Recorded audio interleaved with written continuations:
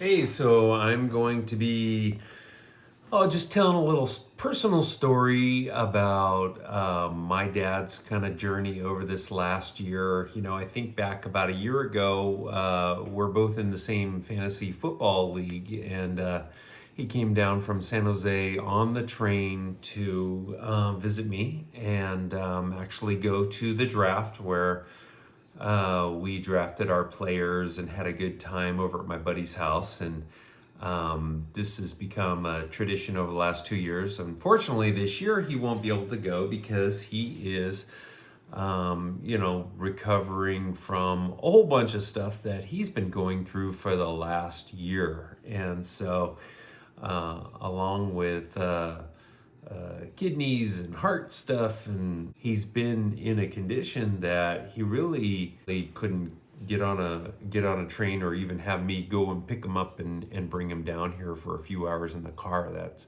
kind of out of the question. In fact, his mobility has been getting better with some physical therapy that he's doing, where he's up and walking around a little bit, but when you don't use it, you lose it. And he's been, basically off and on in bed since about, I think, November. And it's been a bit of a struggle for him. I work with people all the time that are going through these struggles. And, it hits you different when it's your own parent. And, it really, it's an emotional, interesting moment. But the families that I work with, I'm able to have that separation with. But when you're going through this stuff with your own father, it's harder to do that separation because you're more invested, of course, and you're also dealing with a lot of emotions and fears and anxieties that he's going through. I wanted to kind of share some of the most recent stuff that we've been going through, and my dad does not have dementia, so this is something that he hasn't had to deal with, a lot of cognitive loss, although there have been occasions over this last year where he's had an infection, like a UTI infection, where I would say mostly him. He was concerned that he was having a cognitive loss, and I could hear that some he was being affected by the infection. But because I've been around this so much and I know so much about like what UTIs do to people, I was never really panicked about that because with a urinary tract infection, it often will show up like it is dementia, even though it isn't, and then once you're kind of over that piece, you can go back basically to the normal that you were at before. My dad had a very unique journey in the sense that he had a kidney stone. Now, for the first 3 or 4 months that he was in the nursing home, we didn't know he had a kidney stone.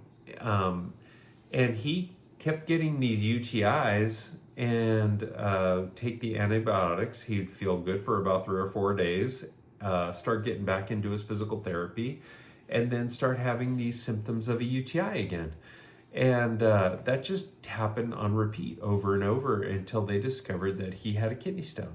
And then we had to go through and make sure that he was in the right condition in order to do the procedure to get the kidney stone out of there. And that lasted months as well for various reasons. So, it's been a exercise in advocacy, trying to talk to the different players.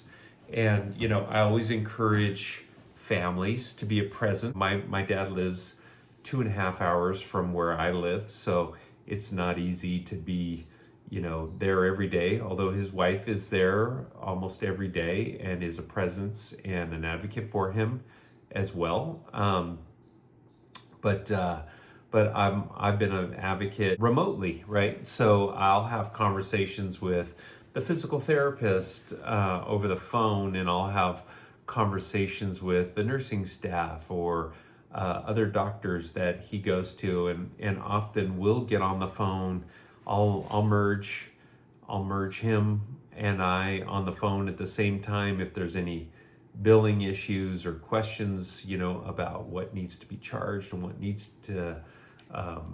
what doesn't need to be charged. And this has been one of the big challenges, I think, that we've been working on together, is dealing with charges on his to Medicare and to his supplemental insurance and things like that. And it's been a learning process, even for me, that's been through this. It's been a different experience. Oftentimes, like, Medicare could deny a bill, and you still have rights within the system to try to get this paid. And a denial isn't necessarily the final answer, and that there's an appeal process that goes on that you can go through to make sure that whatever's being charged to you is right and is the fair charge.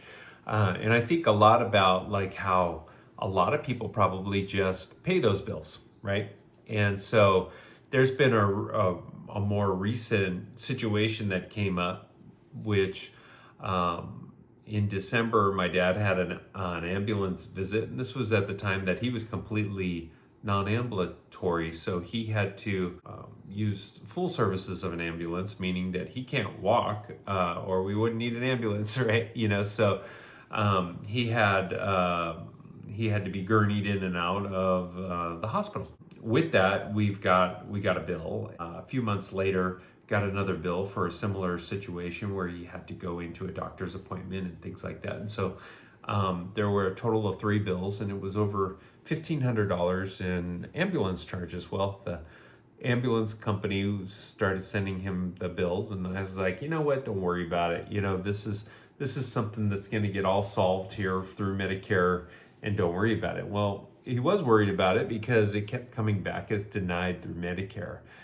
They deemed that the ambulance drives were not necessary, that he could have found some sort of other alternative transportation to these appointments. Medicare claim now has been denied, and so this kind of went on for a little while. And of course, he's not at home, and sometimes there's a communication breakdown between when the bills arrive and the communication gets over to my dad. So there's a bit of a waiting period, and sometimes my dad's just not up to it. He's not at the same energy level he certainly was before, now that he's in this facility. He also, probably just doesn't want to have to deal with it. Or, he knows that he has to maybe get me involved in trying to deal with it. And that takes some effort because I'm always busy out there, helping other people do their thing, right? So anyway, long story short is that my dad got a hold of me for the last couple of weeks. We've been putting it off for a couple of weeks, and then yesterday I said, let's bite the bullet here. Let's start figuring out what needs to be done. So I kind of took on the navigator role for my dad, and a lot of times you need that person with you, or be able to identify yourself, because you're not able to access. HIPAA is very strict on what you can and cannot access in terms of people's medical records. The first step along the way was contacting the ambulance company, which I ended up calling the customer service number, and of course I got the commercial division, and then they kind of directed me over to the consumer division. So I ended up I ended up getting into a voicemail tree there, which kind of bummed me out because I only had a certain amount of time to deal with this situation. So I went back to the commercial group and I started quizzing them on, maybe giving me some information that I need. Maybe you can email me over the invoices and information. Ended up that the consumer division called me back, so I was able to call them back, and of course it never actually went to the ambulance company. It went to the collections company that they work with. And so because it has been several months since this has all been addressed, my dad was in collections, and that's what the bills and all of the communication was coming towards him. And that's why the anxiety was really getting ramped up on his part, is that the collections department, or not even the department, the collections company was really ramping it up on him. So I called over there, and they were very nice and easy to deal with. But the lady there kind of walked me through what the invoices were, that this is not an uncommon issue, that they see that Medicare maybe had billed this incorrectly, but because it was, or the ambulance company might have billed this incorrectly, and because of that, they would see a denial on our side. So she was giving me some really good information. She wasn't really pushing to get paid or anything like that, or have us pay a portion of it. She knew exactly what was going on in terms of, like, this was a pretty normal problem. There were some notes that the place that my dad was actually living had their billing person had made some calls into them a few months back, and so there were some notes and a name that I could call over at the facility my dad was at. So ended up calling that person, getting some more information about from her, that they had ordered those transports, and that this was a recommendation and doctor's ordered from the facility there. So these were all legitimate requests, that my dad should have qualified for that type of transport, and that there really was no other option at the time, since my dad was like a Hoyer lift patient at the time, which he no longer is, because he's put in the hard work to get over that. But essentially, from that moment, I was like, all right, well, we're in the driver's seat here. We've got the proof from the person there at the facility. She's in complete support. She made a request already. So what needs to happen next? And she goes, well, you could either call the supplemental insurance that your dad has, or you can contact Medicare. And so I called both. So we called the supplemental. They didn't really have too much to add to that. And then each of these places, by the way, other than the nursing home itself, each of these places require my dad to identify himself, give his birth date, give his name, sometimes give his address, make sure that he has given his consent to allow people to work with me. So those are all things to consider when you're going through this, is to make sure that you do have that person's consent, and that they're very fully aware that you're advocating on their behalf, and that they trust you. They like and they trust you. I don't know. They don't have to like you, I guess. But they definitely have to trust you. So, right. From there, time for Medicare. All right. Well, so getting on the phone with Medicare, getting my dad on the phone, identifying me, doing all those pieces. Okay, perfect.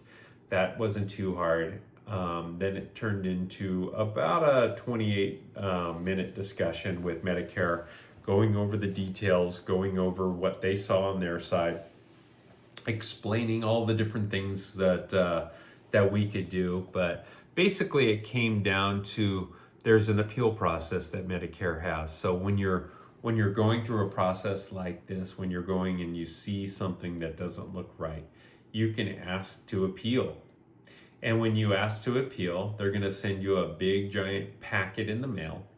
And on the very last page of the packet, there's a place there that you can say, hey, I am appealing this decision of the denial of what happened in December and March. And you spell out for them, the amounts that you've been charged. And then you just write down, I say write, but probably put it on your computer and GPT this thing, or just write a little note that basically talks about why this was a justified expense, that you have the backing of the nursing home or the local doctor, your primary doctor. that's what we're planning to do in a couple weeks when we get this package, is that I'm going to write a letter basically describing the events and why the nursing home decided to order this transport, the full transport. And then the next thing that we would do is we would have the doctor and the nursing home themselves back this up with any sort of documentation that they have.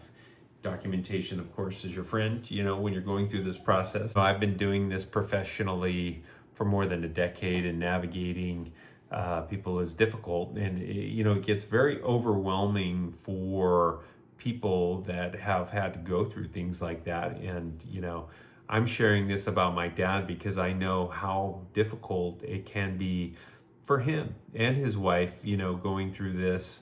If you're navigating your parents' care right now, I would encourage you to subscribe. Probably should have told you that in the first minute, because if you're still watching this at the 18-minute level, hey, you really like me and you should call me because I think I could really help you, and you've probably gotten to know me by now. But basically, there's a pretty good chance if you're running into the same problem that I've dealt with this in one way or another, and I can help navigate you through this situation. So I appreciate you kind of hanging in there. And what I do for people essentially is I listen, I try to figure out what it is that your need is, and then I kind of recommend caregivers.